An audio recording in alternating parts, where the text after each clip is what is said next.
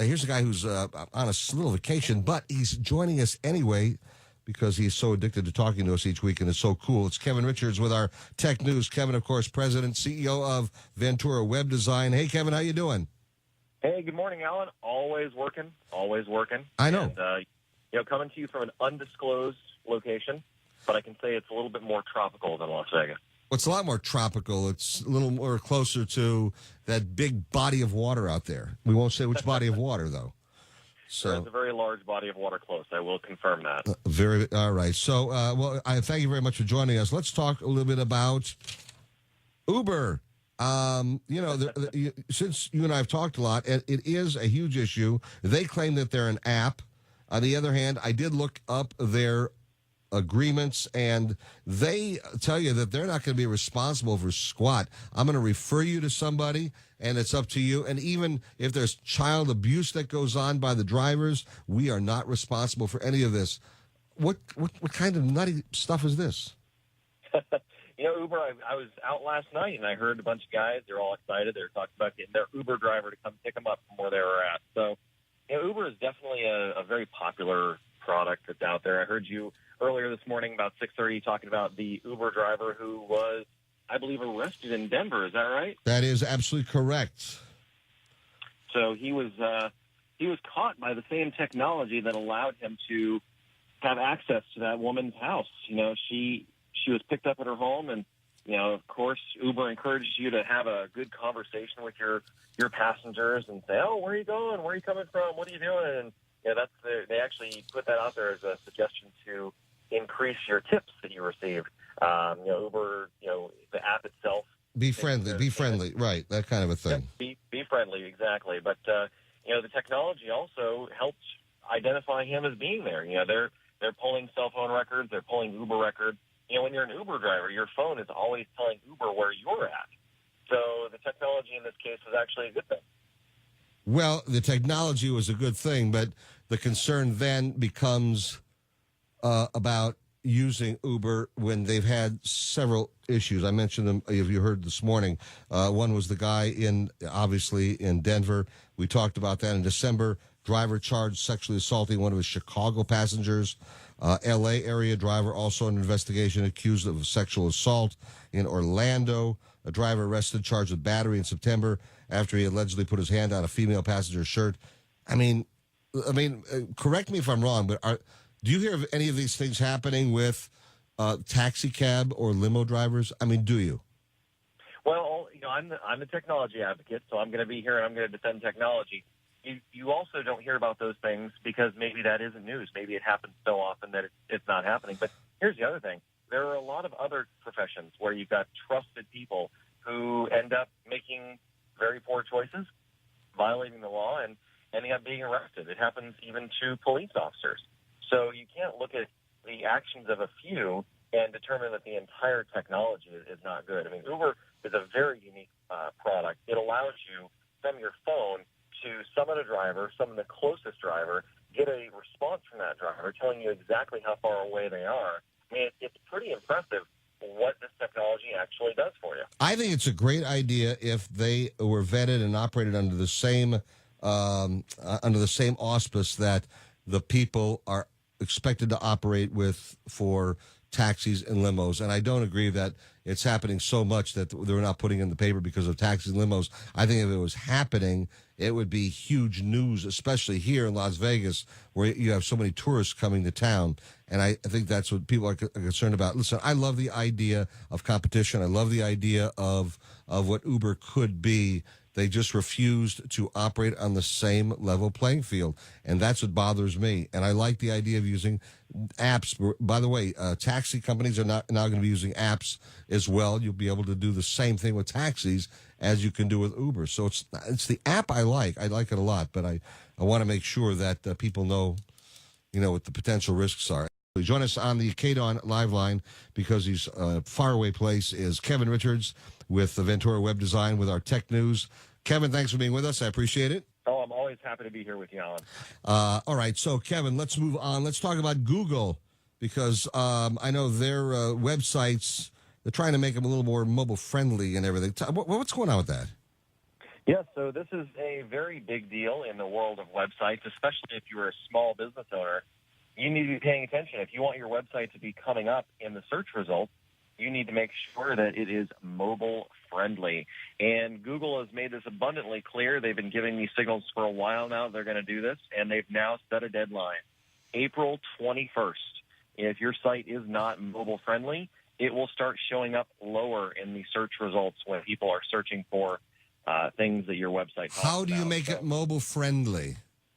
Well, you need to hire a professional to do that, or you need to find an online template that is mobile friendly that's going to help you do that.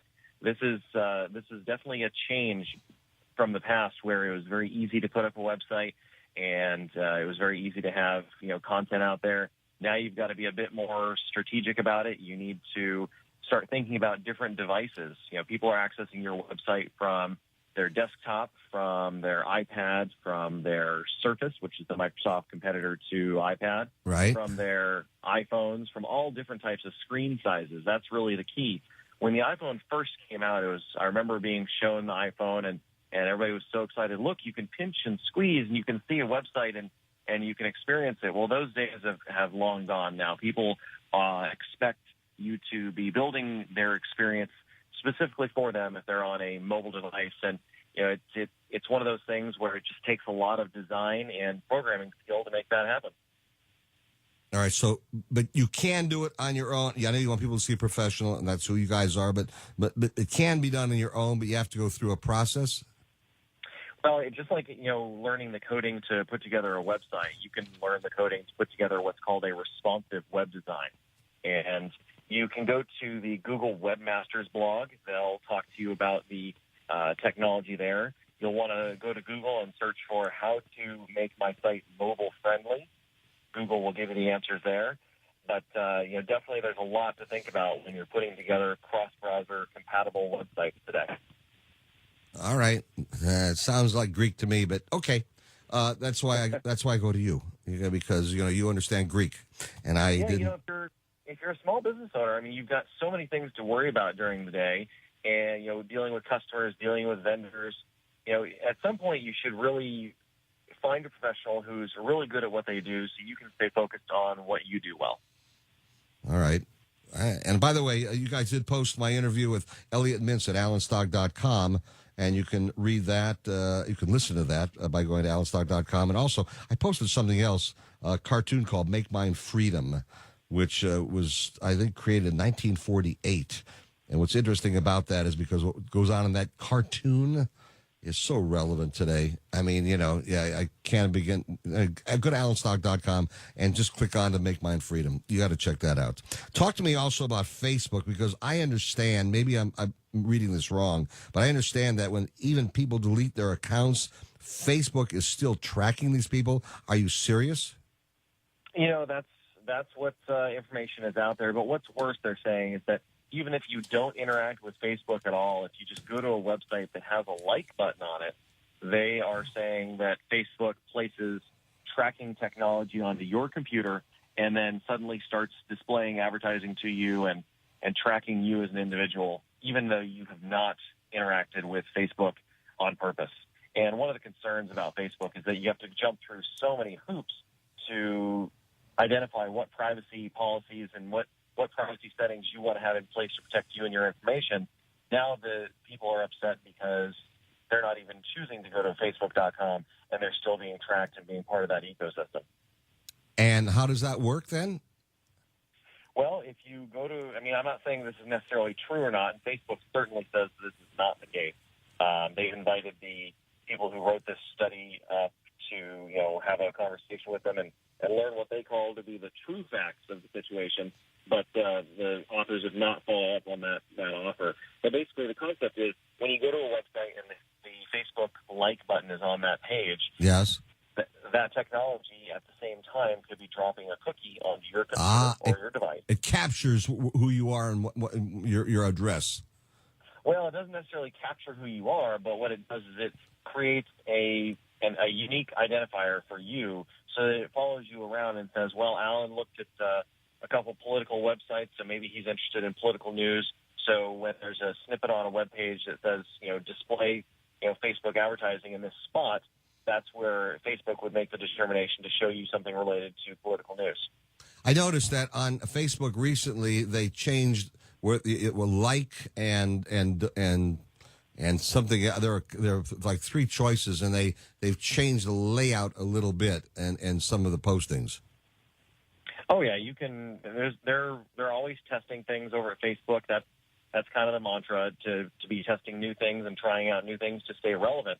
You can update your status, you can add videos and photos, you can create photo albums. And this is what's interesting. The experience from the computer for a PC or desktop is different than what you'll find from mobile.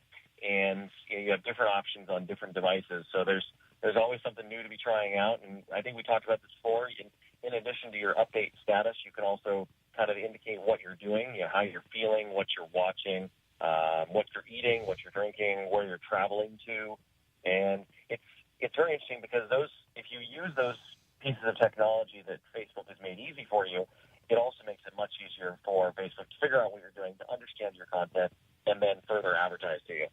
By the way, we had talked once about Hillary Clinton and what she was going through with her iPhone and all that stuff. With what turns out, she had an iPhone, a BlackBerry, and an iPad.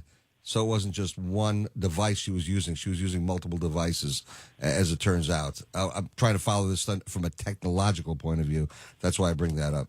So that's very interesting. Yeah. Yeah. And having multiple devices, it creates a different experience on all those. So.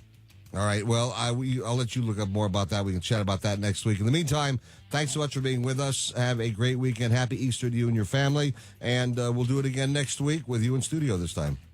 Hey, yes, you as well. Thank you so much.